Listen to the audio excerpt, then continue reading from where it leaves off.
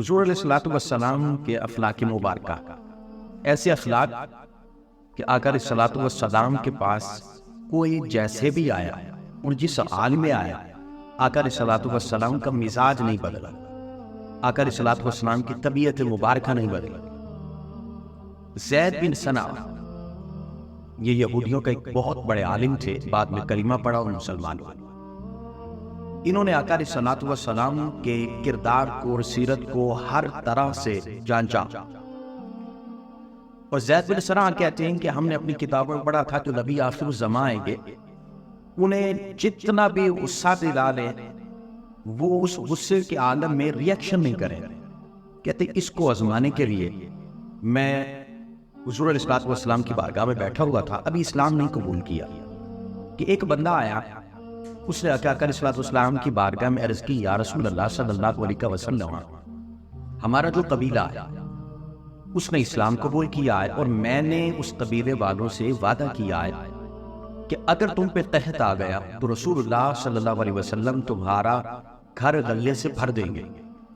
آقا جی ہمارے قبیلے میں تو غربت آ گئی، قحط آ گیا، اب اگر میں نے اپنی بات نہ پوری کی تو سارے کا سارا قبیلہ وہ اسلام سے پھر جائے گا۔ اب بڑی توجہ طلب بات ہے کہ ظاہراً آقا علیہ الصلوۃ والسلام کے پاس دینے کے لیے درہم و دینار نہیں تھے۔ زید بن ثنا پاس بیٹھے تھے، یہودی ہیں اس وقت، انہوں نے کہا کہ مجھ سے 80 دینار لے لے، مجھ سے 80 دینار لے لے، اور اس سے جو غلہ ہے اس قبیلے میں بیچ دے، میں 2-4 ماہ بعد واپس لے لوں گا، ادھار میرا واپس کر دیجئے گا۔ اب انہوں نے غلہ دیا، لے کے قبیلے میں چلے گئے۔ اب اگلے دن آقا علیہ الصلوۃ والسلام جنت البقیع تشریف لے گئے ایک جنازہ پڑھانے کے لیے، جنازہ پڑھا کے سائڈ پہ جا کے کھڑے ہو گئے۔ سیدنا فاروق اعظم رضی اللہ تعالی عنہ بھی ساتھ تھے۔ اب زید بن ثنا ابھی وقت نہیں ہوا، ابھی 2 دن گزرے، قرضہ واپس لینے کا بھی وقت نہیں ہوا۔ زید بن ثنا نے آقا علیہ الصلوۃ والسلام کے گریبان کو پکڑا اور پکڑ کے کہتا ہے، عبد المطلب کی ساری اولاد کا یہ حال ہے، جس سے قرضہ لے لے واپس ہی کوئی نہیں کرتے۔ اس طرح آقا علیہ الصلوۃ والسلام کو غصہ دلایا تاکہ میں جان سکوں کہ ان کا مزاج کیسا ہے۔ سیدنا فاروق اعظم رضی اللہ تعالیٰ عنہ نے تلوار نکالا اور تلوار نکال کے آقا جی حکم ہو میں اس کا سر نہ اڑا دوں۔ میرا آقا علیہ الصلوۃ والسلام نے فرمایا، عمر تو مجھے سمجھاتا کہ اس کا آپ نے قرضہ دینا ہے، اس کا قرض واپس کرے، تو بجائے مجھے سمجھانے کے تو تلوار لے کے اس کے در پہ ہو چکا ہے۔ سیدنا فاروق اعظم رضی اللہ عنہ خاموش ہو گئے۔ میرا آقا نے فرمایا، جاؤ جلدی سے اس کا قرض ادا کرو اور 20 سال اضافی کھجوریں بھی دو۔ اب سیدنا فاروق اعظم ساتھ لے کے گئے، قرض واپس کیا، 20 سال کھجوریں بھی دی۔ اب جب جانے لگے تو زید بن ثنا نے ہاتھ پکڑ کے کہا، اے عمر فاروق رضی اللہ تعالیٰ مجھے جانتے ہو، میں کون ہوں؟ انہوں نے کہا جی میں نہیں جاؤں۔ اسے کہا میں زید بن ثنا ہوں۔ کہا وہ جو یہودیوں کا بہت بڑا عالم ہے؟ کہا میں یہودیوں کو بہت بڑا عالم ہوں۔ تو کہا تمہیں تو شرم آنی چاہیے، تو نے اس طرح رسول اللہ صلی اللہ علیہ وسلم کے ساتھ بیہیو کیا ہے۔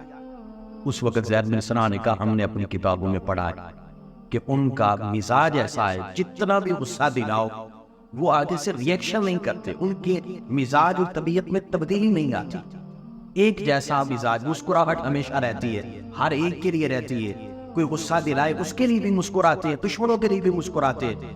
میں نے تو آزمایا ہے، صرف آزمانے کے لیے میں نے ایسا کیا ہے، اور یقین کرو میں آج جان چکا ہوں کہ ایسا مزاج اور ایسی طبیعت سوائے اللہ کے نبی کے کسی اور کی ہو ہی نہیں سکتی ہے۔ زید بن ثنا نے کلمہ پڑھا اور کلمہ پڑھ کے اسلام میں داخل ہو گیا۔ بڑی توجہ طلب بات ہے، میرا آقا نے اسے وہاں بیٹھ کے زید بن ثنا کو نہ قرآن کی تعلیم دی تھی نہ کلمے کی دعوت دی تھی، صرف اپنی کردار کی ایک جھلک دکھائی اور وہ دار اسلام میں داخل ہو۔ جو تبلیغ کردار سے ہو سکتی ہے، جو تبلیغ سیرت سے ہو سکتی ہے، یقین مانیے گا وہ گفتار سے نہیں ہو سکتی۔